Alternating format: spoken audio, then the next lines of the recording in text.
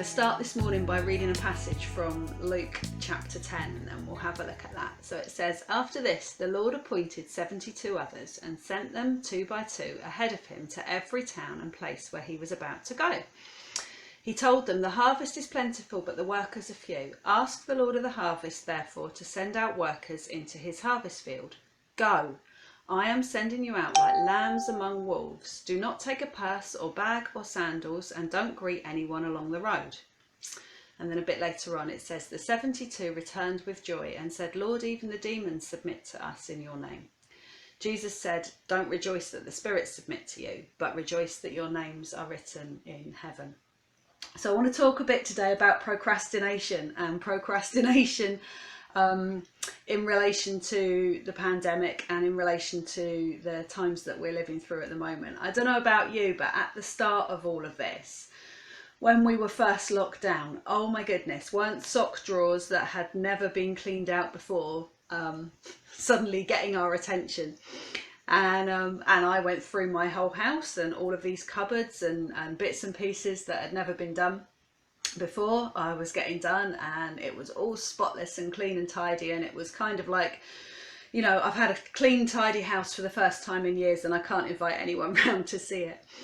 But then after that initial rush of enthusiasm, if you like, then we moved on to kind of other stuff and found jobs to do that were never really on our list of jobs to do, because we never ever thought in a million years that we would have time to get them done. And even after that, we started looking at little improvement jobs, and me and my husband Dan, we tried to do some bits in the garden, and we tried to make some new flower beds and stuff like that. And it soon became clear that our chickens were seriously doing our heads in. So we've had chickens for years, and they've been allowed to roam completely free up here around the place. And they were roaming free, and they were digging up everything that I was trying to plant. So we thought, right, enough's enough. And my brilliant husband made a new chicken coop, and we enclosed the chickens in a big area. But we enclosed them, and then that left the rest of the garden free for us to do whatever we wanted to do with it. But for donkey's years, 10 years, the chickens used to be housed in this old horse box.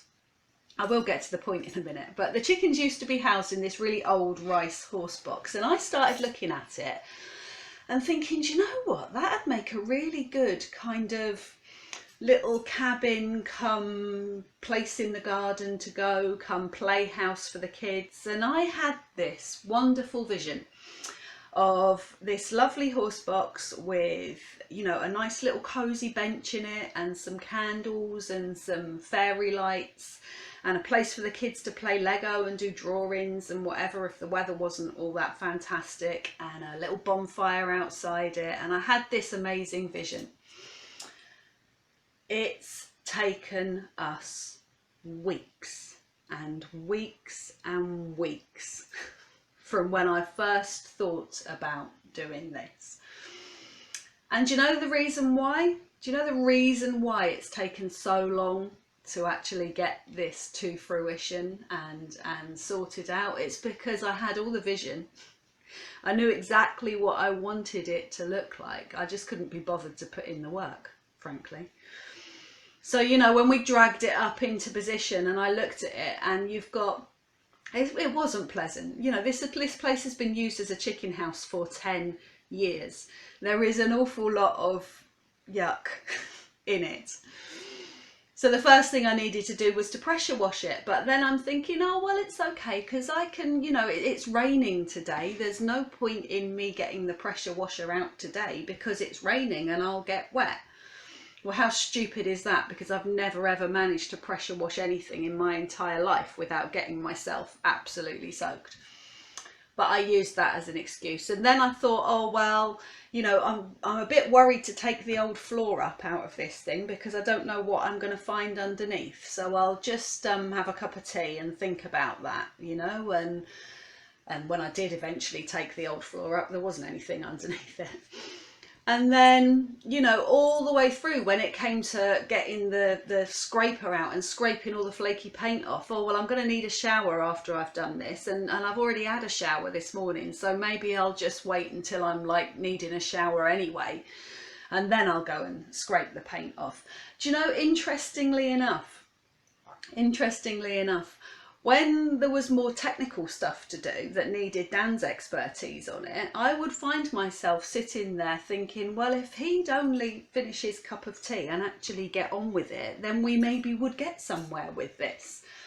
Or, you know, if he'd stop punting a golf ball up and down the garden, practicing his pitching or his putting or whatever it is, if he'd only stop that and actually crack on and build the new floor, then we might get somewhere with this. Very easy to look at other people, isn't it, and kind of judge them, and not judge them like you would judge yourself. Anyway, eventually we got it done. And last night I did actually sit out by a little bonfire outside this beautiful little shelter that we've made, which has the comfy bench in it and has the space for the kids to do their Lego, especially now as we're living our entire lives outside, you know, and it is beautiful and it is done.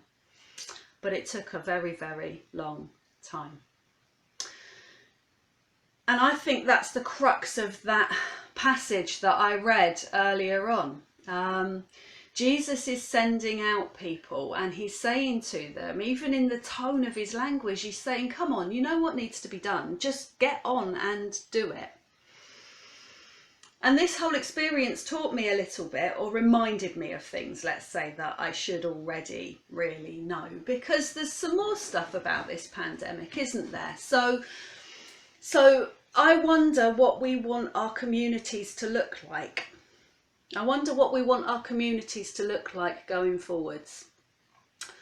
And we saw little bits of that, didn't we? When all this first kicked off, we saw communities kind of drawing together and communities helping each other and communities being there for each other. And I wonder what you would like your community to look like in the longer term. I wonder whether you'd like to live in the kind of community where people aren't lonely, or where people in trouble are helped, or where you just know your neighbours. Actually, you know your neighbours' names and you know that if there was something urgent you could call on them, or you even know that you could just pick up the phone and have a chat with a neighbour. It wouldn't be a bad idea. And in this passage, Jesus calls his community together. He calls these 72 people together and he says, I want you to go out. I want you to go on, do it. Actually do it. Don't just sit there wishing things were different. Don't just sit there wishing that we lived in a better world, that we lived in a world where people were healed, that we lived in a world where people knew what it was to be loved. Don't just sit there thinking about it, and don't faff about collecting. He says, don't take anything with you. Don't worry about that. Don't say, oh, well, yeah, I'll go when I've got my luggage in order, and I'll go when I know where I'm going, and I'll go when I know how long I'm going to be there for. He says, go. Just go. Just do it. And he doesn't say, we'll leave this to the government either. He doesn't say, you know, he doesn't just say we'll lobby the authorities about this. You see, that's the other thing, isn't it? We often feel like we would love to live in a different community, but actually it's not our responsibility. It's not up to us to make anything happen. And we often act like that, even if we don't properly think it in our brains. We think, well, yes, this would be lovely, and then do nothing. It was interesting, I read a little quote the other day, something about, you know, if you've ever wondered what your reaction would be if you'd have lived through the Holocaust, or if you'd have lived through slavery, or if you'd have lived through, you know, some of these times where people were really, really oppressed, if you'd ever wondered what your reaction would be, well, it's likely to be whatever you're doing now, because people are still oppressed and people are still living in slave conditions. Slavery is still going on. What are you doing now?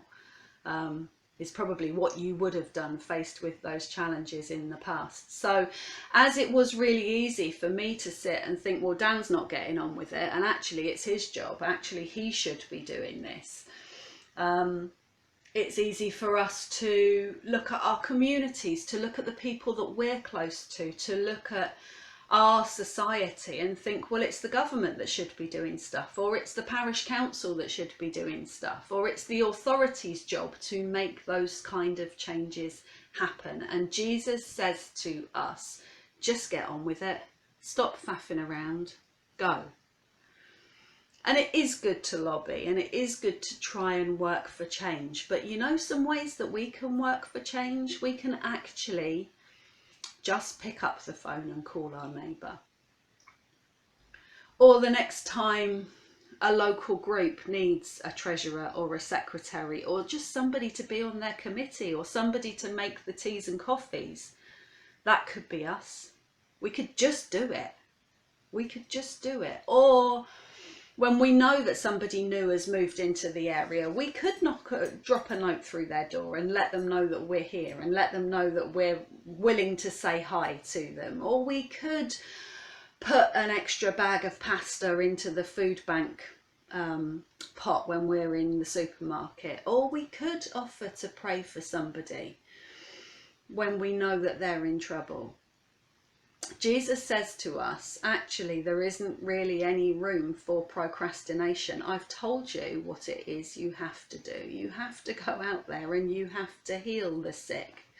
And that's not necessarily a miraculous thing. That could be picking up somebody's prescription for them from the doctors, you know? Let's be realistic. But I want you to go out there and tell people that they're loved and show that love to people. I want you to be the ones that make the difference, because at the end of the day, who else has he got? He's only got us. And that's who he's given the task to. So maybe after all of this, maybe the one thing I've learned is that next time I'm called to pick up a paintbrush and paint the horse box, maybe I'll just get on with it. God bless.